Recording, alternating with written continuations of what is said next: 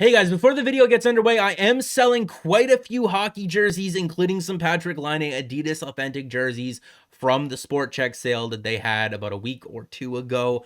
If you're interested in any of these jerseys, I will leave the link to my eBay in the description of this video, but I will also leave my Twitter linked in the description, and if you're interested in any of these, just message me on Twitter, and you can save about 15% still with the shipping included.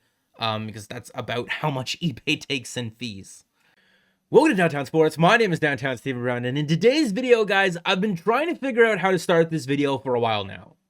Obviously, by the title of the video, we're here to talk about forwards that are either going to be RFAs or have more than just 1 year left on their contracts that the Maple Leafs could maybe look to acquire at this year's trade deadline, and what are the pros and what are the cons. But I just got done watching the Leafs shut out the Edmonton Oilers, Leon Draisaitl and Connor McDavid in back-to-back games, and we just got to acknowledge that to kick this off. So we're going to start this video how I ended the previous video, which is linked above the screen, by the way, looking at unrestricted free agent forwards that the Maple Leafs could acquire. I decided to split this up into a couple of videos, and I'm going to have my opinion for you guys on Saturday.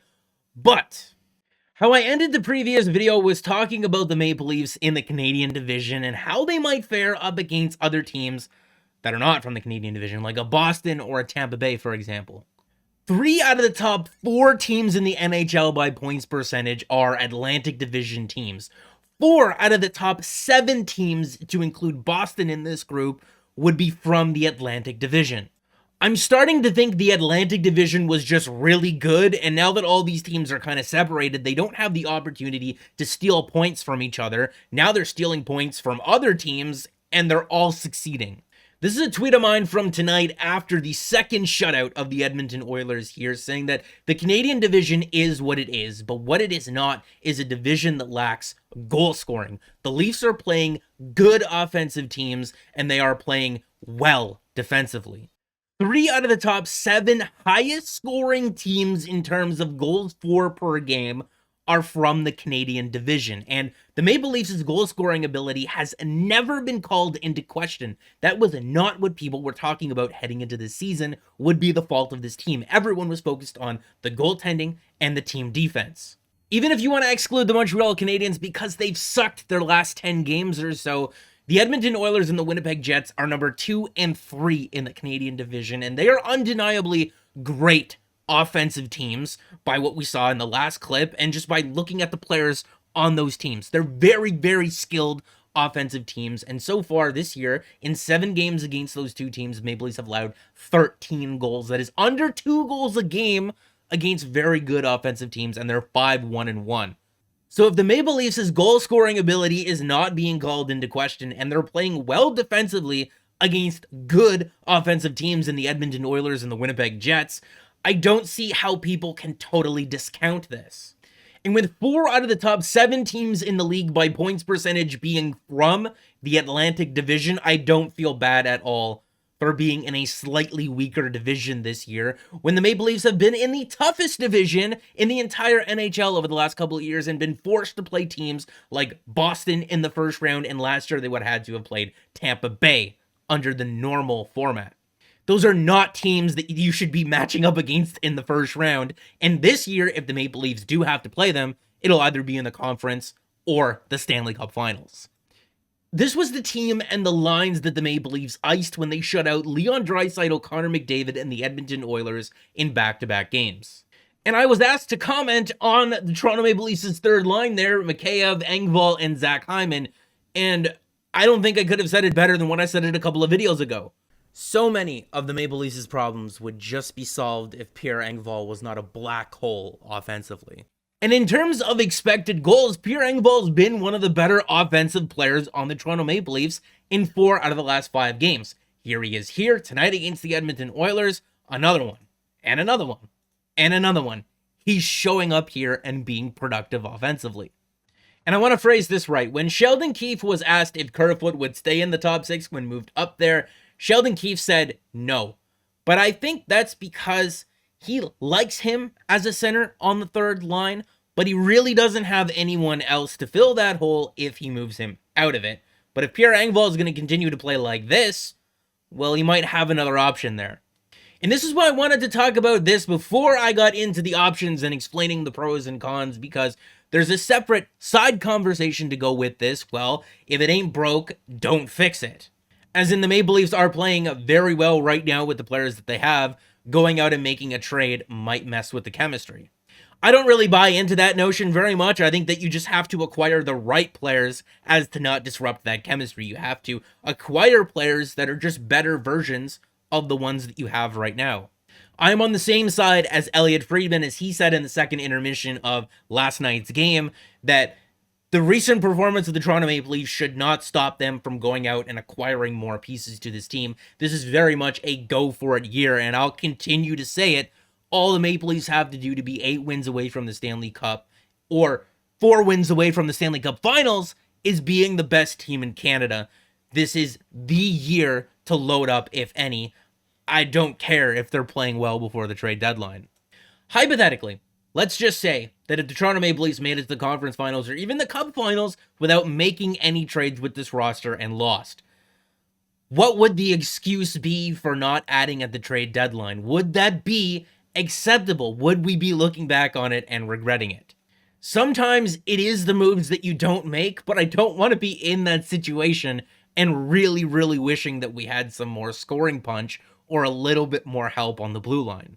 Like I said, as long as you acquire the right players to fit the style that you want each of these lines to play, it shouldn't disrupt the chemistry too much. Now, sometimes I'm accused of dragging things out and not getting to the point, but I don't see how the first half of this video, the conversation that we've been having up until this point, isn't relevant to the rest of the video or the rest of the conversation that we're going to be having. Now, in terms of players that might be available who have more than 1 year left on their contract beyond this one, there are very, very few players that would be worth it when weighing out the pros and the cons that come with acquiring a player who has more than 1 year left on their deal. And it all has to do with the Seattle expansion draft. If you're acquiring a player of this caliber at the trade deadline this year, whether they be an RFA heading into next season, or they have a contract, or they're a forward or a defenseman, whatever, you better damn well be able to protect them in the Seattle expansion draft, because if you can't, you're going to be held for ransom by the Seattle Kraken. Even if you acquire one of these guys or a different player and you lose another player of value, you have to factor that in to the cost to get one of these guys in the first place. Because if the Maple Leafs go the route of protecting 7 forwards, 3 defensemen, and 1 goalie, well, then you're leaving one of Jake Muzzin, TJ Brody, Morgan Riley, or Justin Hull available for the Seattle Kraken to select. So if you're giving up first-round picks and prospects to get one of these guys, and because you acquired one of these guys, you'd have to go the route of protecting 7 forwards, 3 defensemen, and 1 goalie, you'd also be losing a top 4 defenseman. You have to factor that into the acquisition cost. Is it worth it? Now, the Leafs don't have to lose one of these guys for nothing. They can trade them to another team that wants them, but at that point, you are forced to trade a top 4 defenseman, and when you are forced to make a move, like the Las Vegas Golden Knights were when they traded Nate Schmidt to the Vancouver Canucks, you get back a 4th or a 3rd round pick or whatever the hell they got. So that's where I think the conversation ends when it comes to acquiring a player and paying full value for a player who has more than 1 year left on their deal. I would love to have any of these guys on the Toronto Maple Leafs. Would I be willing to give up William Nylander to do it? No. Would I be willing to pay a package of picks and prospects to do it? Yes. Am I willing to do that this year at the trade deadline before the expansion draft? No. The Tampa Bay Lightning gave up Nolan Foote and a 2020 first round pick, Anthony Greco and a 2020 first round pick to acquire Barclay Goodrow and Blake Coleman. We talked about him in the previous video, but Nick Robertson has 9 points in 9 American Hockey League games so far. If the Toronto Maple Leafs would like him to be playing for them later on in the year, they're going to have to make that choice sooner rather than later, because once the OHL season starts, the Marlies are not going to be an option for him. Which is why, again, like I said in the previous video, I think a week or 2 before the Toronto Maple Leafs decide that it is time to make a trade, you will see Nick Robertson called up and get an opportunity to show what he can do at the NHL level. But even if he experiences success in that tryout, I still say you go for it.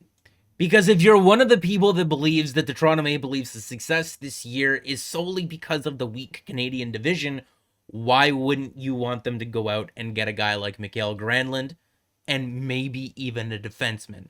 But I'm going to leave it on that note, because the next video that I do here on the channel on Thursday is going to be looking at possible defensive upgrades that the Maple Leafs can look to make to their blue line. And then on Saturday, I want to make a video saying what I want to happen.